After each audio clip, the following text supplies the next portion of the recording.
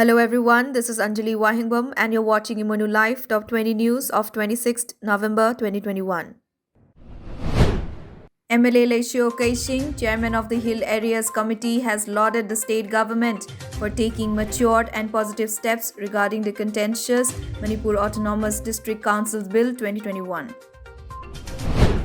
All Assam Tribal Sangha submitted an application to Honorable Minister of Assam Dr. Ranoj Pegu for conducting a detailed inquiry to the selection of doubtful ST candidates in the merit list of NEET undergraduate for admission into MBBS BDS course. Assam Chief Minister Dr. Himanta Biswa Sarma and his Mizoram counterpart Zoramthanga met over dinner in New Delhi on 25th November, 4 months after violent clashes broke out at their interstate border, claiming the lives of 6 Assam police personnel.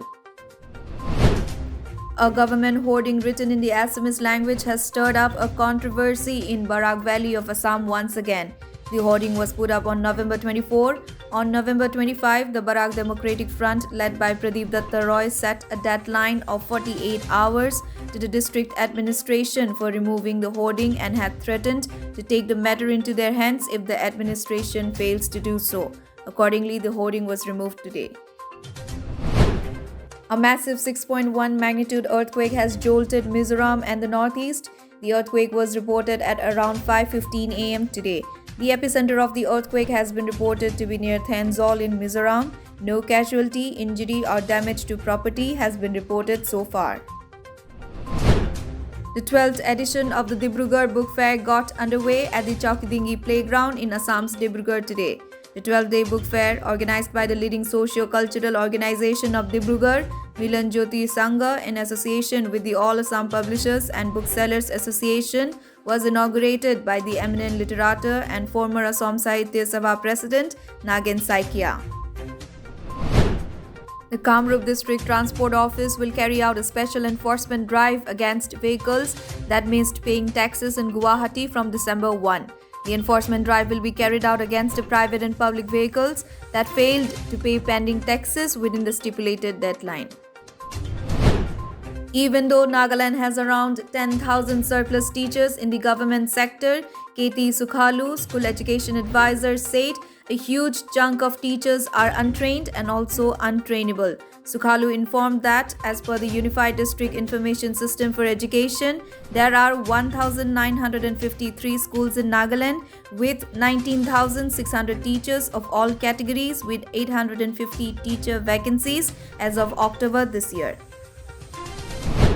The mortal remains of poet Sananta Tanti, who died on 25th November 2021 in New Delhi, reached Guwahati today. His mortal remains have been brought by an Indigo flight. His body will be taken to his workplace at Lalmati and thereafter it will be taken to his residence at downtown. Prime Minister Narendra Modi today greeted citizens on Constitution Day and shared on Twitter a part of B.R. Ambedkar's speech in the Constituent Assembly in which he moved a motion for adoption of the draft constitution. Constitution Day is celebrated to commemorate the adoption of the Constitution by the Constituent Assembly in 1949. The Department of Commerce, Dera Natung Government College, Itanagar today organized a day-long workshop on electronic banking awareness and training to create awareness about electronic banking mechanism in collaboration with Canara Bank, Itanagar branch at the initiative of the Reserve Bank of India. The All India Trade Union Congress has demanded the construction of a memorial for the farmers who lost their lives in the one-year-long agitation against the 3 farm laws. This demand was made by the Lakhimpur unit of the All India Trade Union Congress in a memorandum sent to the President of India through the Lakhimpur Deputy Commissioner today. Tech Eagle, a Gurugram-based deep tech startup drone that is building drone logistic airline, has partnered with the Meghalaya government and Smart Village movement to carry out India's first hybrid eVTOL drone delivery of life-saving medicines. The collaboration is aimed at transforming the healthcare supply chain for hard-to-reach population. 13 years on from the 26/11 Mumbai terror attacks, Union Home Minister Amit Shah paid tributes to all those who lost their lives in the attacks. 166 people were killed and another 293 were injured as the whole city was under siege for nearly 60 hours.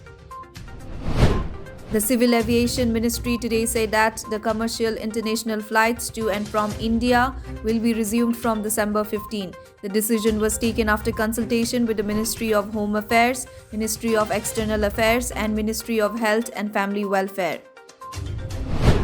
The Indian Youth Congress appointed Ankita Datta as the new president of the Assam Pradesh Youth Congress on 25th November, while Ratul Patwari was appointed as the working president of the organization. The World Health Organization today cautioned against imposing travel restrictions due to the B11529 COVID-19 variant, saying it would take weeks to understand the implications of the newly discovered strain. The World Health Organization said its Technical Advisory Group on Virus Evolution was holding a meeting today to discuss the variant first detected through surveillance in South Africa. The United Kingdom temporarily banned flights from 6 African countries, including South Africa, Namibia, Botswana, Zimbabwe, Lesotho, and Eswatini from Friday. The travel ban was imposed as a new COVID-19 variant was detected in South Africa. As per the new guidelines, all British citizens returning from these countries must have to undergo quarantine. Team Saudi bowled an incisive morning spell to take 5 wickets, which was then brilliantly complemented by openers Will Young and Tom Latham as New Zealand dominated India to reach 129 for no loss on the second day of the opening test today. And today's Assam COVID-19 update: total positive cases 175, recovery rate is 98.56%. That's the end of today's Top 20 News. Thank you for watching.